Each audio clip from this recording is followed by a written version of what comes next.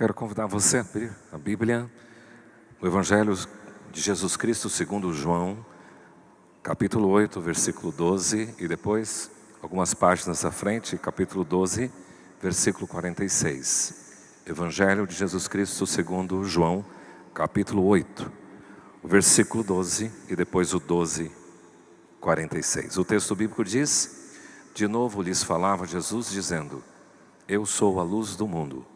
Quem me segue não andará nas trevas, pelo contrário, terá a luz da vida. Lá na página do capítulo 12, você vai encontrar a seguinte referência no versículo 46.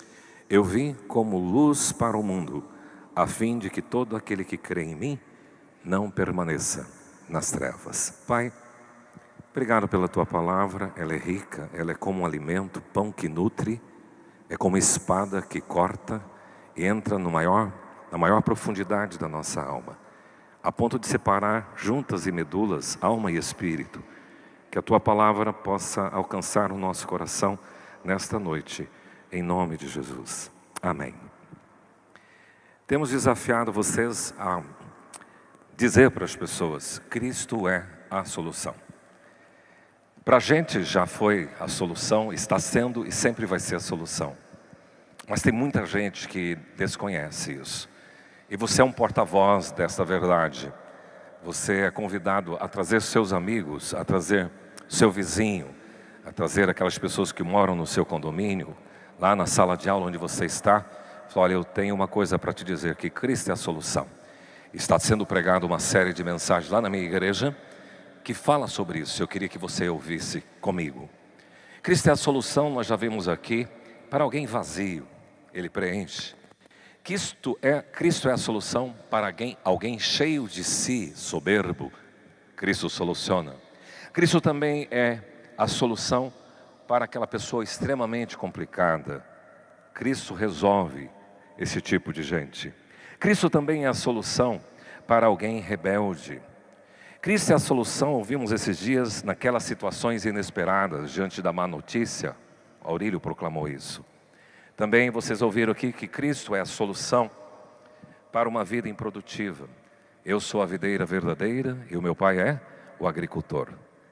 E todo ramo que está em mim, o Pai poda para que dê mais fruto e muito fruto.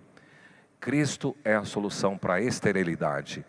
Então nós temos várias coisas que poderíamos declarar que Cristo é a solução.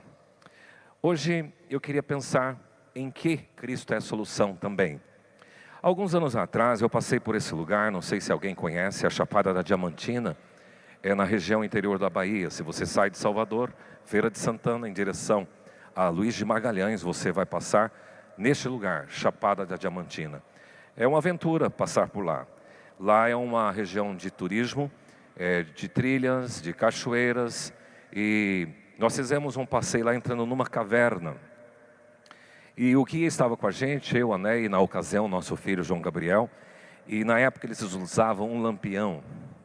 E ele deu uma sugestão, depois que a gente trilhou, desceu bastante profundo andando por essas cavernas, que as cavernas são na verdade lençóis freáticos que secaram.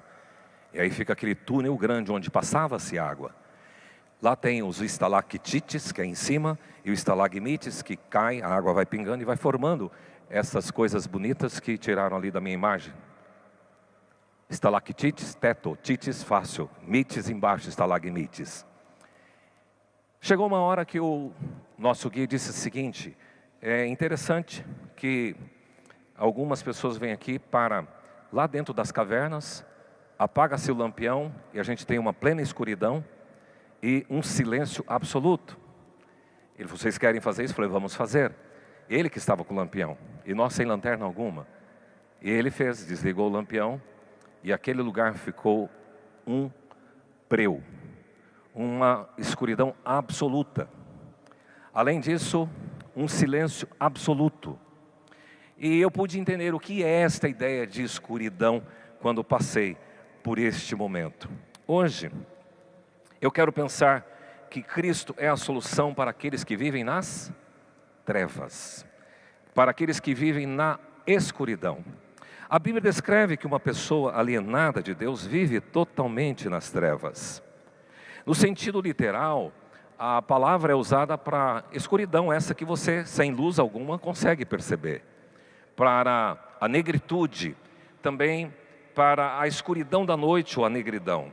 Mas no sentido metafórico, a Bíblia diz das trevas, andar nas trevas, no sentido de uma cegueira espiritual, no sentido de uma certa ignorância às coisas de Deus, e também a respeito das coisas dos deveres humanos e toda a impiedade e imoralidade que uma pessoa pratica, alienada de Deus. Inclusive, Jesus ele faz essa afirmação em João 3,19, diz que os homens amaram mais as trevas do que a luz. Porque o texto diz que ele veio como luz dos homens, mas as pessoas não quiseram Jesus, não receberam Jesus, não acolheram Jesus, porque elas amaram mais as trevas do que a luz. Esta é uma realidade ruim, péssima, porque hoje nós temos pessoas que vivem neste mundo, que vivem apenas trevas, e outras pessoas que vivem na luz. Há somente um jeito para qualquer pessoa sair das trevas: Jesus. Ele é a solução para as pessoas que vivem nas trevas. Ele declarou: eu sou a luz do mundo. Quem me segue não andará nas trevas, pelo contrário, terá a luz da vida. Então, nesse tema, eu queria pensar 4 segmentos relacionados a essas pessoas que vivem na escuridão. Primeira coisa, nós encontramos um mundo em trevas. Quando você olha lá nos primeiros versículos da Bíblia, diz: no princípio criou Deus os céus e a terra. A terra, porém, estava sem forma e vazia, e havia trevas na face do abismo. Você imagina isto? O mundo informe, um caos literal, e o Senhor vem e intervém. E ele, uma das primeiras palavras que Deus disse no sentido de criação, qual foi? Haja luz. Então a luz veio e separou e dissipou as trevas. Mas eu imagino que quando Jesus fala de trevas e as pessoas que amaram mais as trevas, de que as pessoas andam nas trevas, ele não está falando num sentido sem lâmpada, sem a energia fotovoltaica, sem eletricidade. Ele não está dizendo as lâmpadas de Croica, as de LED, ele não está dizendo disso. Ele está dizendo no sentido metafórico, nesse sentido de cegueira, nesse sentido de alienação espiritual, no sentido de distância de Deus, de uma vida entregue à mercê da sorte, a próprio impulso pessoal, às impiedades. E esta é a situação do mundo. A Bíblia deixa muito claro o estado do mundo, porque o profeta Isaías já tinha dito lá no início, 600 anos antes de Cristo, que diz: eu sou a luz do mundo, aparecer. Ele já tinha profetizado: o povo que andava em trevas, o povo que jazia em trevas, viu grande luz. E isso foi uma declaração depois que Mateus registra, que foi uma profecia cumprida de Isaías. O povo que andava em trevas viu, sobre eles resplandeceu a luz. Curiosamente, o império do mal, nas escrituras, chamado de império das trevas. Isso está lá em João 16:11, Colossenses 1:13. Ele nos libertou do império das trevas e nos transportou para o reino do Filho do seu amor. Então o mundo está estabelecido em trevas. O próprio Satanás é chamado de príncipe deste mundo, portanto ele é o príncipe das trevas. Agora, todos aqueles que estão alheios à vida de Deus e aqueles que estão alheios às leis e às orientações da palavra estão nas trevas. Zacarias foi registrado o seu cântico no livro de Lucas, e ele fala que para alumiar os que jazem nas trevas e na sombra da morte, dirigir os nossos pés pelo caminho da paz. Jazer ou jazem é aqueles que habitam, é aqueles que acomodaram nas coisas do mundo, aqueles que são do mundo. Por isso, a vida alheia de Deus, seguindo o seu próprio rumo, seguindo o seu curso de vida, distante das coisas espirituais e vivendo conforme a palavra descreve em seus delitos e em seus pecados. Vivemos num mundo que está nas trevas, um mundo em trevas. Parece muito metafórico, parece não muito palpável. Hoje você viu uma reportagem de alguém que se diz evangélico, e até alguns eles chamavam de pastor, um psicólogo, que abusava das pacientes. O mundo em trevas. Nós encontramos todos os dias nos jornais movimentos de tráfico, momentos de pessoas que fazem coisas ilícitas. Nós encontramos nos noticiários muita coisa ruim. E a gente percebe um mundo em trevas. Mas não só na área policial, porque essas trevas que alojaram no coração do homem faz com que ele se comporte, trazendo sempre as obras das trevas. Por isso que Paulo, preocupado com isso, diz assim: se vocês são filhos da luz, não sejais cúmplices com as obras infrutíferas das trevas. Então, nós vivemos no mundo que jaz em trevas. Mas essa é a má notícia. Desde que o homem pecou, através dos seus pais, Adão e Eva, os nossos pais, lá no Éden, quando Deus deu uma ordem de todas as árvores do jardim, vocês podem comer com liberdade, mas a árvore do conhecimento do bem e do mal não coma, porque o dia que você comer desta árvore, certamente você vai morrer. E o homem e a esposa, eles desobedeceram ao Senhor, e dali eles foram banidos da luz, e eles então passaram a viver num mundo em trevas.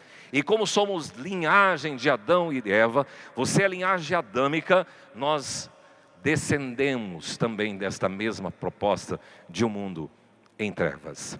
Mas há uma boa notícia, porque o texto bíblico diz que Deus é luz. Então, para aqueles que vivem em trevas, Cristo é a solução, porque Cristo é a manifestação da luz. Eu gosto muito de pensar o mundo que estava em trevas, sobre este resplandeceu a luz. A luz brilhou. A luz deu horizontes, a luz definiu. Por isso que a descrição de Deus, quando a gente fala os conceitos de Deus, nós temos uma afirmação: Deus é amor, Deus é paz, mas há uma afirmação de que Deus é luz. Essa ideia foi registrada pelo próprio João. Deus é luz e não há nele treva nenhuma.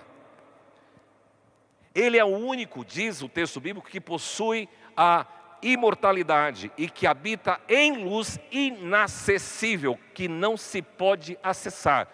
Deus é luz. E essa luz que viu esse mundo em trevas, resplandeceu com a vinda do Senhor Jesus Cristo. Essa expressão é tenebrosa, né? Aqueles que viviam na região da sombra da morte, resplandeceu-lhes a luz. Viver na região da sombra da morte é viver alheio a Deus. É viver longe da palavra de Deus. É seguir os seus próprios rumos, impulsos e caminhos. Isto é viver, jazer na sombra das trevas e também na sombra da morte. Uma coisa interessante, essa expressão resplandecer quer dizer brilhou, iluminou, clareou, nasceu, surgiu. Aqueles que viviam na região da sombra da morte, raiou, iluminou sobre eles a luz, o feixe do Senhor. Vocês se lembram de que houve uma luz que guiou os magos do Oriente, a estrela. Quando os anjos foram comunicar aos pastores que estavam lá em Belém, ele diz exatamente isso. Quando lhes apareceu o anjo dando notícia: eis que trago boas novas de alegria, que nasceu na cidade de Davi Jesus Cristo o Senhor. E a afirmação dele está em Lucas 2,8. Havia naquela região pastores que viviam nos campos e guardavam o seu rebanho durante as vigílias da noite. Noite, escuridão. De repente, um anjo do Senhor desce aonde eles estavam e a glória do Senhor brilhou ao redor deles. Quando a gente visita Israel, um dos lugares que a gente foi da última vez foi num possível lugar onde esse anjo tenha visitado. E lá tem um lugar onde os pastores ainda ficam. Muito lindo esse lugar, ali em Belém da Judéia. Curiosamente, Belém hoje é uma cidade não palestina, ela não é de Israel. Inclusive Belém é cercada todinha de muro.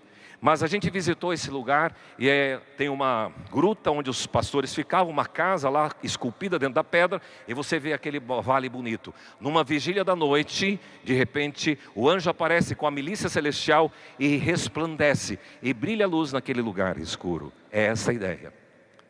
Zacarias, que recebeu Jesus o pai de João Batista, ele faz uma declaração muito linda: graças à entranhável misericórdia do nosso Deus, pela qual nos visitará o sol nascente das alturas, para alumiar os que jazem nas trevas e na sombra da morte. Jesus é a solução, Jesus é a luz, e Ele veio para iluminar, alumiar todos aqueles que jazem nas trevas e na sombra da morte. Quem são esses?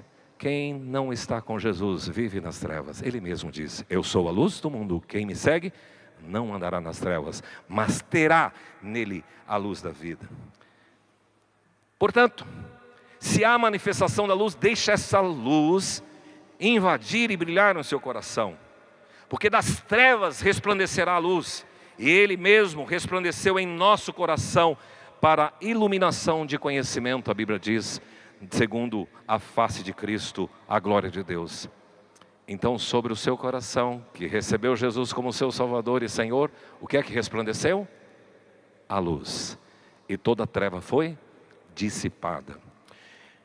A manifestação da luz é em Cristo. Uma vida sem Cristo é uma vida no escuro. É uma vida no breu. É uma vida sem luz, sem brilho algum. Uma vida sem vida. Sombra da morte é isso, é um lugar de medo. Todas as pessoas sem Cristo vivem neste mundo com medo, sem esperança, sem futuro. Mas aqueles cujo coração resplandeceu a luz, eles têm a luz da vida e vivem bem.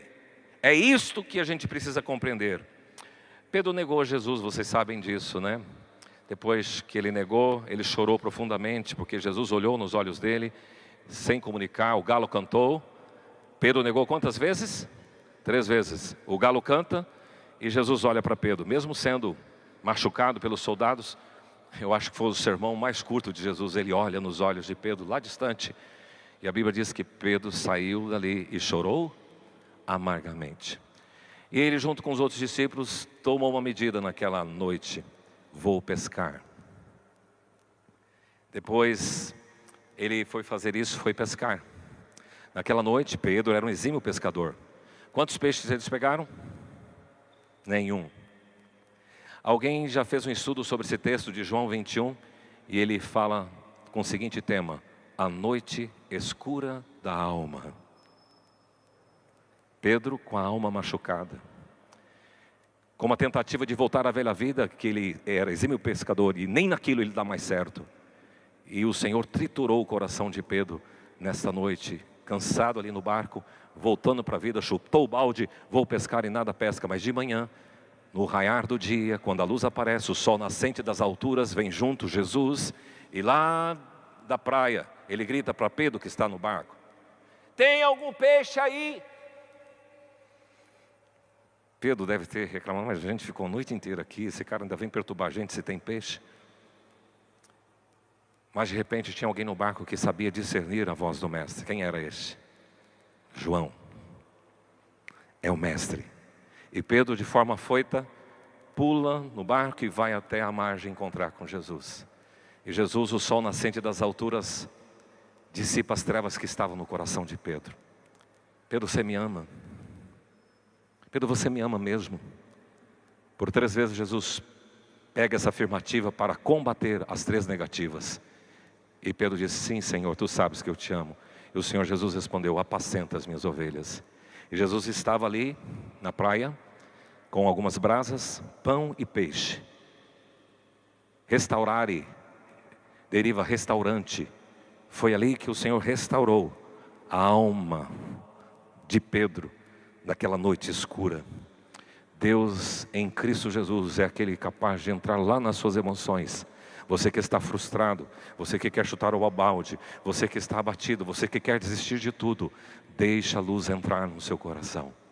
Que Jesus resplandeça sobre a sua vida, sobre o seu intelecto, sobre as suas emoções, sobre o seu coração, para que essa luz raiando em ti, surja vida, e vida em grande escala. Jesus é o combustível, é a chama. Gosto muito de um salmo de Davi, que ele diz assim: que o Senhor derrama luz nas minhas trevas.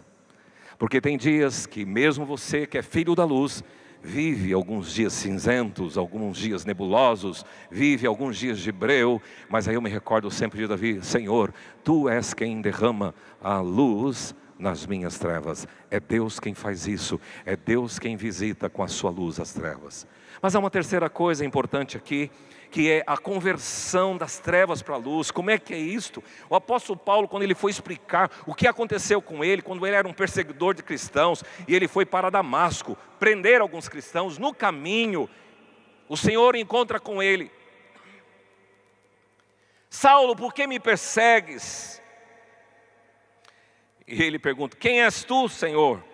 E o Senhor respondeu: sou Jesus, a quem tu persegues. Levanta-te, firma-te sobre os teus pés, porque por isso te apareci, para te constituir ministro e testemunha, tanto das coisas que me viste fazer, como daquelas para as quais te aparecerei ainda, livrando-te do povo e dos gentios para os quais eu te envio, para, preste atenção, lhes abrires os olhos, e converteres das trevas para a luz, e da potestade de Satanás para Deus, para a remissão de pecados, e para que se tornem herdeiros de Cristo Jesus. Que incumbência!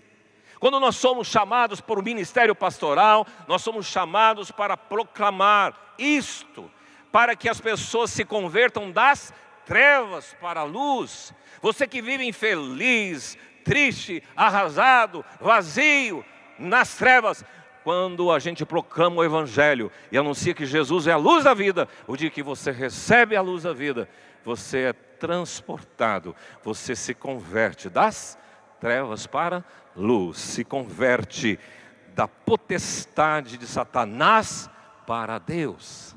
Vê a relação? Trevas, potestade de Satanás, luz, Deus. É isto, a conversão. Lembrem comigo o primeiro ponto: o mundo em trevas.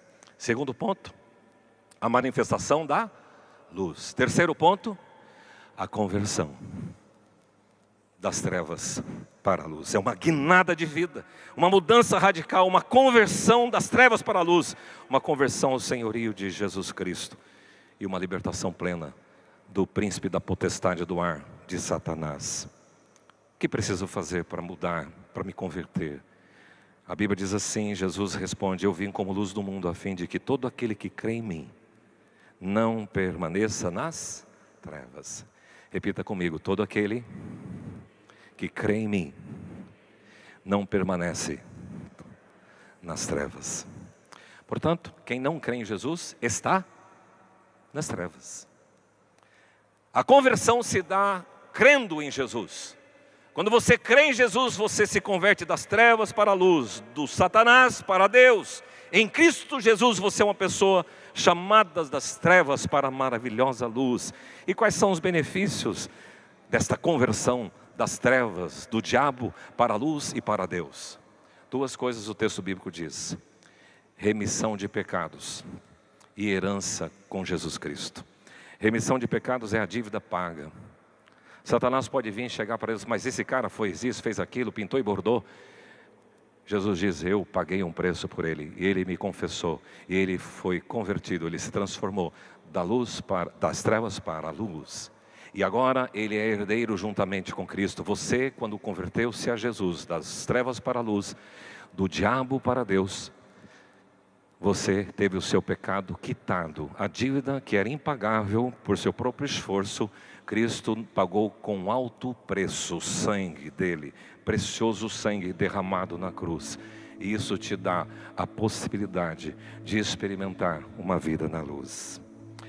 Em último lugar, se Cristo é a solução para os que vivem nas trevas, vimos que o mundo está em trevas, vimos também que há uma manifestação, resplandeceu a luz, há uma possibilidade de conversão das trevas para a luz. Agora, como é que é andar na luz?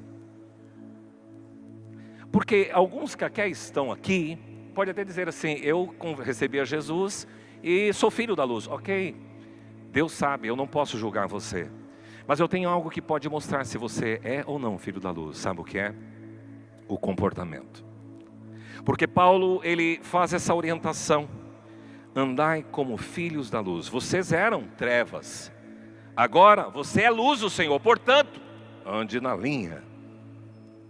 Não adianta você dizer que se converteu das trevas para a luz, mas a sua vida continua vivendo nas trevas. E as marcas da sua caminhada são das trevas. No sentido bem prático, andar na luz é abster-se de todo tipo de impureza. Paulo descreve nesse capítulo de Efésios 5, impureza sexual, luxúria, vida devassa, te libertar da cobiça, da avareza, do desejo de sempre querer mais, abandonar todo tipo de conversa suja, conversa torpe, língua obscena, imoral, baixa, coisas que não edificam. E essas coisas, parte da sexualidade, da parte da avareza e da parte também da boca suja, se tornam deuses na vida das pessoas. E quem pratica isso não anda na luz. É isso que as Escrituras dizem. Portanto, é bom você ver o que é que você tem visto com seus olhos na internet. Que tipo de práticas que você tem tido. Nós não temos sido surpreendidos mais com tanta coisa, porque a gente já viu tanta gente que é da igreja, que frequenta aqui, que acontece coisas absurdas e sai nas manchetes dos jornais. Coisa terrível. Porque faltou esta consciência, andar na luz.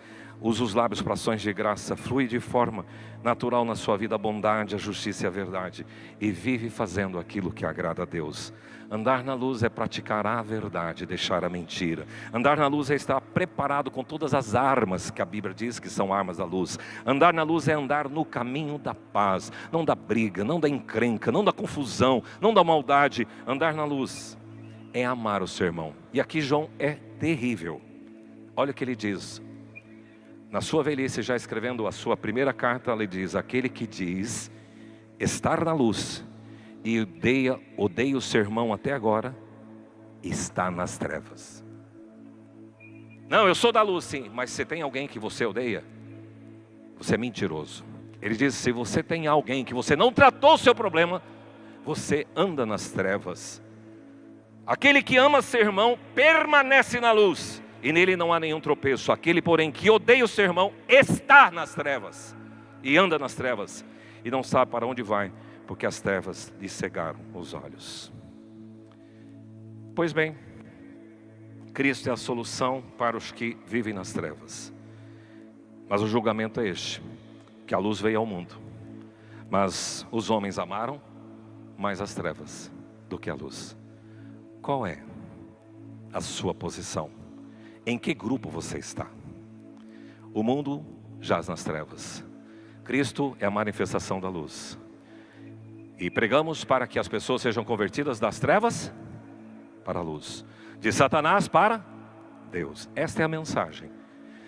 E se você já passou por essa experiência de iluminar o seu coração, você agora tem que andar na luz. Quando passar nas ruas da cidade de Dourados, ali está um filho da luz. A sua vida vai irradiar a luz.